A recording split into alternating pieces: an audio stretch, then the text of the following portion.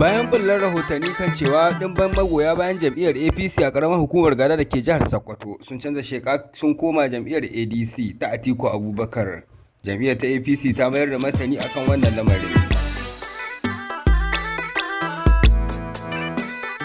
To jama'a barkanku da yau. Idan yau ka fara zuwa wannan tashar tamu to kar ka manta ka daure kai mana subscribing domin ka karfafa mana gwiwa mu ci gaba da kawo muku labaran gaskiya ga gaskiya daga nan Farko TV.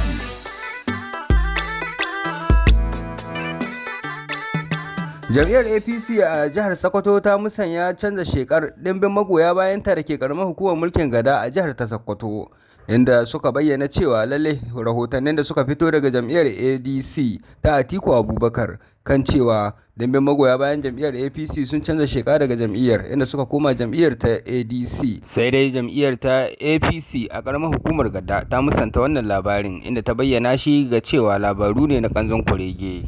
Shugaban karamar hukumar Gada Local Government Honorable Zayyanu shine ya bayyana wannan sanarwa a manema labarai inda ya tabbatar musu cewa rahotannin da ke yawo kan cewa magoya bayan jam'iyyar tasa ta APC daga karamar hukumar sun canza sheka zuwa jam'iyyar ADC cewa labarin ma na kanzon kurege ne haɗi da yaudara. Chairman na karamar hukumar Gada ya tabbatar ma manema labarai cewa jam'iyyar ta APC tana nan tsintsiya madaurin ki daya inda suke goyon bayan junansu.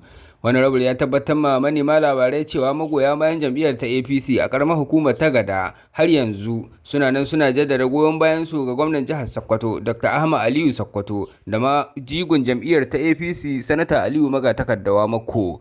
Tun ba yau ba aka yayata cewa da yawan mabiya jam'iyyar ta APC sun koma jam'iyyar ta ADC, abinda ya faranta ma 'yan adawa rai musamman a jihar ta Sokoto, kafin daga bisani wannan sanarwar ta fito daga karamar hukumar ta Gada Local Government inda aka alakanta su da canza sheka.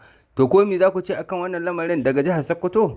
Kuna da damar bayyana ra'ayinku a ƙarƙashin comment section na wannan bidiyo domin tafka muhawara. Amma fa muna neman alfarmar subscribe da kuma like domin karfa mana gwiwa mu ci gaba da kawo muku labarai na gaskiya da gaskiya daga nan Farko TV.